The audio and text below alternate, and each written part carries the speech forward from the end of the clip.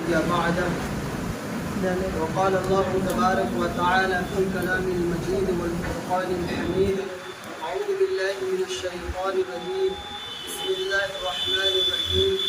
ومن يكفر بالإيمان فقد حبط عمله وهو في الآخرة من الخاسرين.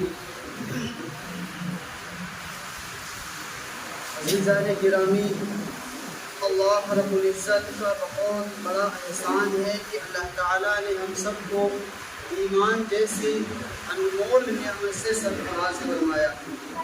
عزیز ساتھیوں، ایمان انسان کے پاس ایسا سرمایہ ہے کہ اس ایمان کی بدولت انسان کے لیے جنت اور جہنم کے فیصلے ہوا کرتے ہیں. ایمان ایسا سرمایہ ہے ہمارے پاس کہ جس سے ایک ادنا سے ادنا انسان کی قیمت ایمان کی وجہ سے بلند مرتبے میں پہنچ جاتے ہیں. ایمان والا آدمی کہ جس کو اللہ تعالیٰ نے جس کے دل کو ایمان سے منور کیا ہے، وہ دنیا اور آخرت ہر جگہ پر کامیاب ہے. اور وہ بندہ جس کے پاس ایمان نہیں ہے، دنیا کے اندر کتنی بھی چیزیں اس کو میسر ہوں اور دنیا کے اندر کتنے بھی خزانے اس کے پاس ہوں، لیکن اللہ کا یہ اعلان ہے کہ اس کے لیے آخرت میں کوئی حصہ نہیں ہے. ایک بندہ جو دنیا کے اندر جس نے اللہ کو مانا، اللہ کے کلام کو مانا، اللہ کے نبی صلی اللہ علیہ وسلم پر ایمان لایا، وہ بندہ دنیا اور دنیا کے اندر جتنی چیزیں ان تمام چیزوں سے افضل ہے. آج ہمارے معاشرے کے اندر جو تمام فتنے اور تمام برائیاں جو پھیلتی جا رہی ہیں، وہ برائیاں جو ہمارے معاشرے کا ناسور بن چکی، وہ برائیاں جو آج ہمارے معاشرے میں ہی نہیں بلکہ ہمارے گھروں تک وہ برائیاں پہنچ رہی اور وہ فتنے پہنچ رہے.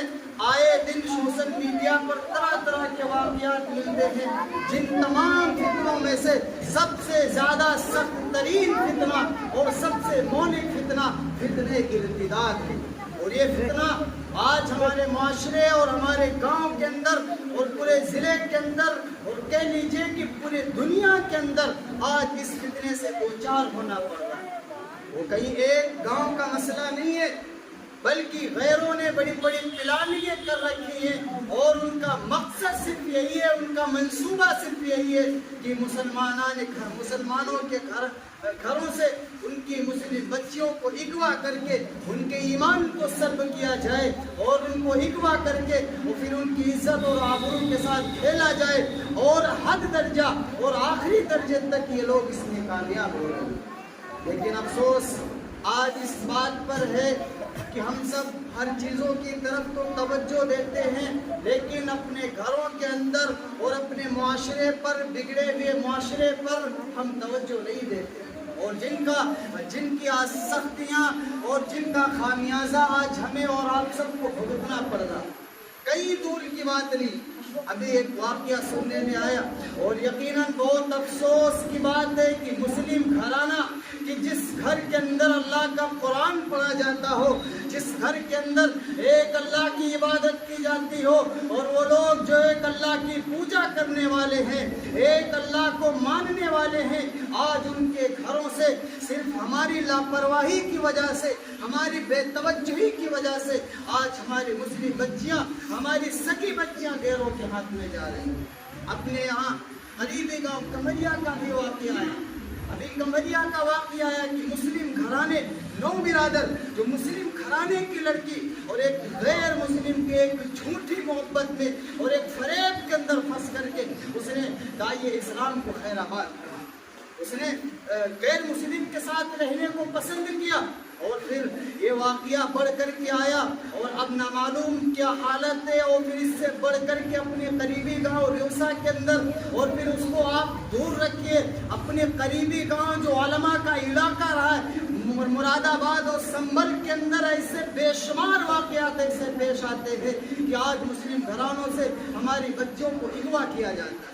اغوا کا مطلب یہ کہ ہماری مسلم بچیوں کو جھوٹے پیار اور محبت کی جال میں پھانس کر کے پھر ان کے ایمان کو سلب کیا جاتا ہے. ان کی بڑی بڑی ویب سائٹیں ہیں اور ان کی بڑے بڑے ہتھ کنڈے ہیں بڑی بڑی ان کی پلاننگیں ہیں کہ جس پلاننگ کے تحت ان کا پورا گروپ اس بات پر کام کر رہا ہے کہ مسلم سماج کے اندر اور مسلم بچیوں کو ان کو اس جھوٹی محبت اور فریب میں پھنسا کر کے ان کے ایمان کو سلب کیا جائے۔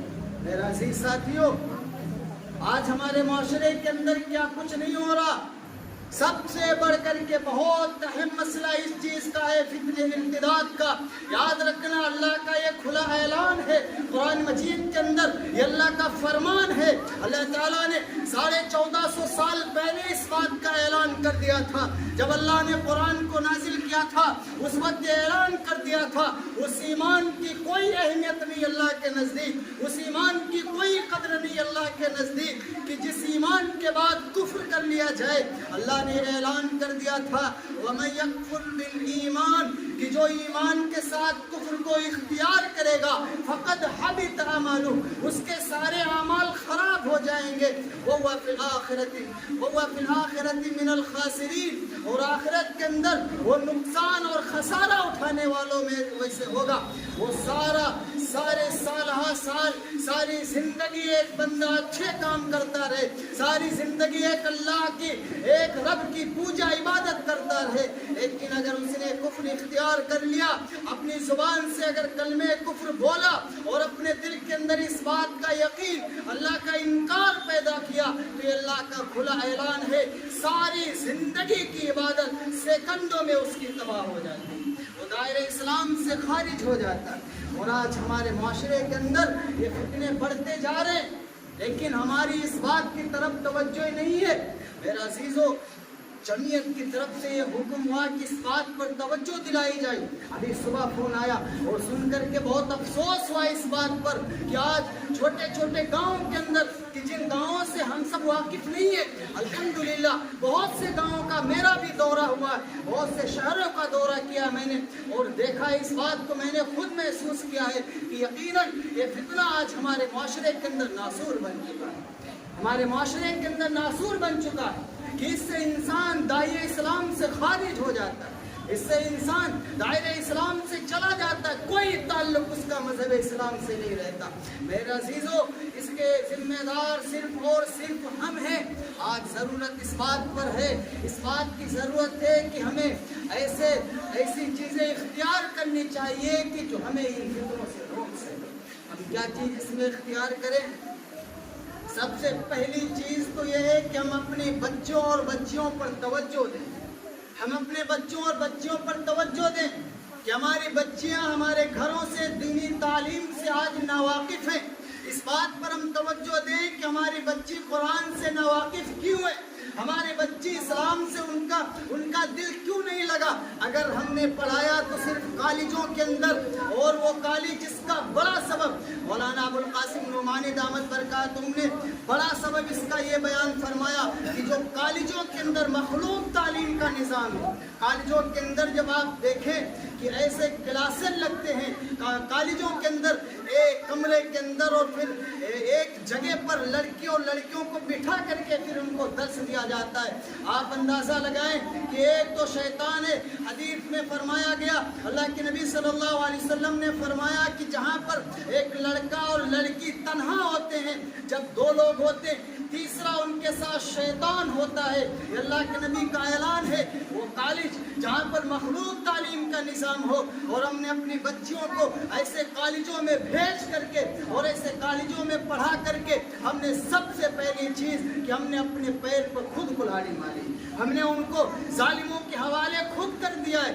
ایسے کالجوں کا ہم نے انتخاب کیا کہ جن کالجوں میں مخلوط تعلیم دلائی جاتی، پھر وہاں سے آنے میں پورے راستے میں بات چیت کرنا، اور یہی تمام چیزیں ہمارے اسلام سے نکلنے کا، ہماری بچیوں کا چلے جانے کا اسلام سے سبب بنی، اور آج یقیناً یہ ہو رہا۔ اور دوسرا سبب یہ ہے کہ ہم اپنی بچیوں پر توجہ نہیں دیتے، ہم اپنے بچوں پر توجہ نہیں دیتے۔ سب سے بڑا فتنہ کہہ لیجئے کہ موبائل کی شکل میں جو آج ہمارے گھروں کے اندر پھیل چکا ہے۔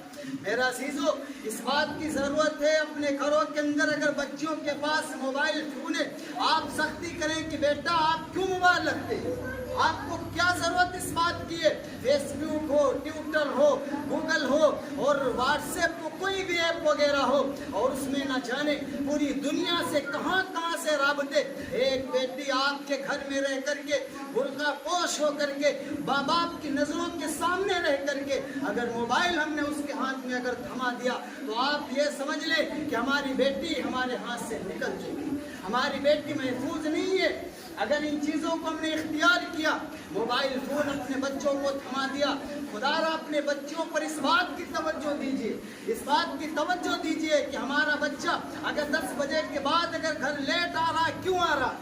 اس نے 11 بجے تک کہاں پر وقت گزارا؟ 11 بجے تک وہ کہاں پر رہا؟ اس نے دیر کیوں کی؟ تو کیوں کی؟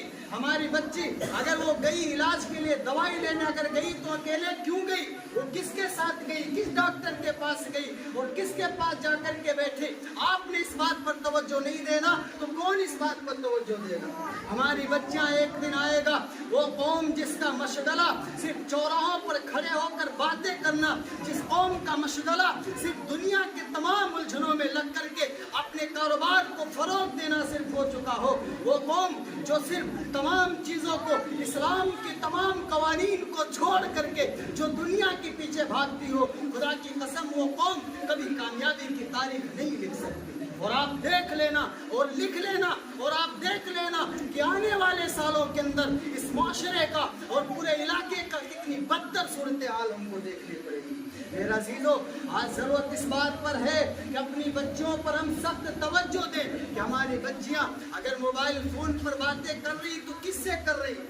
ہمارے گھر میں اگر کوئی آ رہا مہمان بن کر، بہنوئی صاحب آ رہے، ان کے لیے پورا گھر فری کر دیا جاتا. کوئی اگر آتا غیر محرم، شریعت نے جن سے پردہ کرنے کا حکم دیا ہے اور شریعت نے جن سے حرام کا ہے ملنا جلنا، آج اگر ایسے مہمان ہمارے گھروں کے اندر آتے تو ہماری بچیاں ان سے بھی پردہ نہیں کرتی اور ہماری توجہ ان کی طرف نہیں آتی. میرا عزیزو، یہ تمام چیزیں آج ہمارے معاشرے کے اندر بڑھتی جا رہی. کتنی مسلم سماج کی بچیاں کہیں پر سننے آتا کہ سینکڑوں اور کہیں پر دلی کے اندر بھی واقعہ پیش آیا، تقریباً 18 یا 19 بچیاں ایک ساتھ داعیہ اسلام کو چھوڑ کر کے، دائرہ اسلام کو چھوڑ کر کے غیر مسلموں کے ساتھ چلی گئی اور ان کا مذہب اختیار کیا.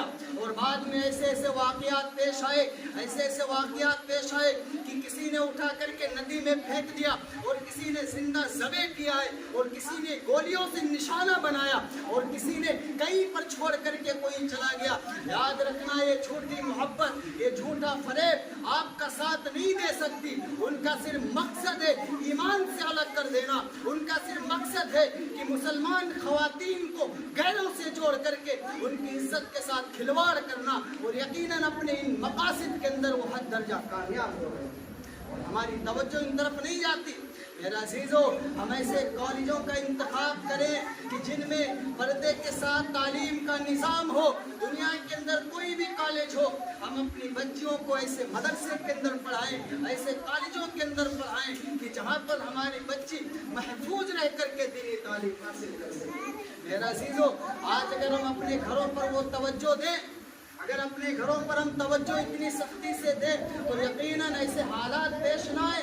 ایک سگا باپ جس نے اپنی بچی کی 18 سال 19 سال تک پرورش کی، جس نے اپنی بچی کے لیے سب کو تمام دکھ درد برداشت کیے، اور لیکن اس بے توجہی کی بنیاد پر ایسے واقعات پیش آئے کہ اس بچی نے اپنے ماں باپ کے سامنے بالکل بھری محفل کے اندر ایسی بات کہی ہے، ابا جان میں آپ کے ساتھ نہیں رہنا چاہیے، میں اپنے غیر مسلم بوائے فرینڈ کے ساتھ رہنا چاہتی ہوں. ان چیزوں کا اعلان ہماری بچیوں نے کیا. اس کا ذمہ دار کون ہے؟ اس کا ذمہ دار کون ہے؟ کیا ہم صرف اس کے ذمہ دار نہیں؟ کیا ہماری پوچھ گچھ اس بارے میں نہیں ہوگی؟ نہیں، صرف اس کے ذمہ دار علماء نہیں ہے، ہر دانشور طبقہ، گاؤں کا ہر دانشور طبقہ، ہر ذمہ دار طبقہ. حدیث میں فرمایا گیا کلکم راعٍ و کلکم مسئول، تم میں سے ہر فرد ذمہ دار ہے اس چیز کا، اور ہر فرد سے اس کی ذمہ داری کے بارے میں حساب کیا جائے گا، اس کی ذمہ داری کے بارے میں سوال کیا جائے گا کہ تم نے اپنی ذمہ داری کیوں نہیں نبھائی. ہم نے کیا سمجھا کہ ہمارا کام صرف یہی ہے، ہم نماز پڑھ کر کے آئیں، صبح اپنے کام پر چلے گئے، عصر کے بعد تسبیح لے کر بیٹھ گئے، عشاء کی نماز پڑھ کر کے گئے، بس بس ہمارا کام، ہمارا مشغلہ یہی ہے، ہم نے صرف رمضان کے روزے رکھے یا جمعہ نماز کے لیے ہم چلے آئے کہ ہمارے ایمان کے لیے چیز کافی ہے؟ ہماری مسلم بچیاں اگر غیروں کے ساتھ جا رہی، اس کا انتظام کون کرے گا؟ اس کی فکر کون کرے گا؟ اگر ہمارے معاشرے کے اندر ایسی تعلیم کا نظام نہیں کہ ہماری بچیاں ایسی تعلیم حاصل کریں، اس کا ذمہ دار کون بنے گا؟ اگر ہمارا معاشرہ اگر تباہی کی طرف جا رہا، ہمارے بچے اگر بربادی کی طرف جا رہے ہیں، اس کا انتظام کون کرے گا؟ کون اس کی ذمہ داری لا دے گا؟ آپ کیا سمجھتے ہیں کہ اللہ کے آپ سے اس کے بارے میں حساب نہیں کیا جائے گا؟ کیا ایک کام کرنے والے مزدور کا کام کیا یہی ہے کہ صرف صبح سے شام تک اس کو ڈیوٹی کرنا ہے؟ کیا صرف ایک وکیل کا کام یہی ہے کہ صرف فیس لینی؟ کیا ایک ڈاکٹر کا کام یہی ہے کہ صرف دوائی دینی؟ باقی معاشرے کے اندر بڑھتی ہوئی برائیوں کی کوئی فکر نہیں۔ خدارا اپنے گھروں پر اس بات کی توجہ دیں، اپنے گھروں پر اس بات کی توجہ دیں۔ اگر ذرہ برابر دیں، اگر ذرہ برابر ہم اس چیز کی طرف توجہ دیں کہ ہماری مسلم بچیاں ان تمام چیزوں سے بچ جائیں، تو یقیناً اللہ کی ذات سے امید ہم ان تمام کوششوں میں کامیاب ہوں گے۔ اگر ہم اتنا دھیان دیں جتنا ہم اور آپ اور ہمارے معاشرے کے اندر ایمان کے پیچھے توجہ دی جاتی ہے، 10 منٹ دیر میں آ رہے، لیٹ میں آ رہے، کہاں تھے اس وقت میں، کہاں تھے اس وقت میں، کہاں تھے؟ خدا کی قسم اگر اتنی توجہ ہم اپنے بچوں اور بچیوں پر دیں تو ہمارے بچے نہ بگڑیں گے، ہمارے بچے خراب نہیں ہوں گے۔ جتنا توجہ ہم اپنے اماموں کے پیچھے دیتے ہیں، اس وقت میں 4 منٹ کہاں تھے، اس وقت نماز میں کہاں تھے، اگر اپنے سگے بچوں پر اگر وہ دھیان دیں تو ہمارے بچے ایک نہج پر آئیں گے اور ہمارے بچے آگے چل کر کے کامیابی کی تاریخ لکھیں گے۔ لیکن ضرورت اس بات کی ہے کہ ہمارے اندر یہ فکر پیدا ہونی چاہیے۔ اللہ تعالیٰ ہم سب کو اس بات پر عمل کی توفیق عطا فرمائے۔ وآخر دعوانا الحمدللہ رب العالمین۔